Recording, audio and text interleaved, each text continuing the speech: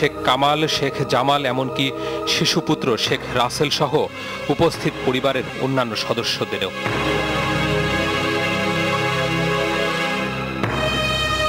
বঙ্গবন্ধুর বাড়িতে এই হত্যাকাণ্ডের সময় রিসালদার মোসলেউদ্দিনের দল ধানমন্ডির এই বাসায় হত্যা করে যুবলীগের প্রতিষ্ঠাতা চেয়ারম্যান শেখ ফজলুল হক মনি ও তার স্ত্রী আরজু মনিকে। তবে বেঁচে যান তাদের দুই ছেলে। সিঁড়ির ওখানে বাবাকে তারা অ্যাটাক করে আর কি, তখন মা গিয়ে সামনে দাঁড়ায় এবং ম্যাক্সিমাম গুলিগুলো মার কাছেই লাগে, গায়ে লাগে এবং মা লুটিয়ে পড়ে।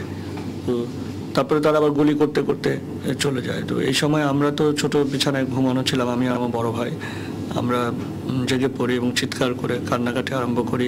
তখন আমার চাচি শেখ ফজল করিম সালিম সাহেবের স্ত্রী, উনি আমাদেরকে তাড়াতাড়ি বুকে জড়িয়ে আমাদেরকে পিছিয়ে স্টোরের দিকে নিয়ে যায় এবং ওখানে লুকিয়ে রাখে যাতে করে আমরা আওয়াজ করতে না পারি।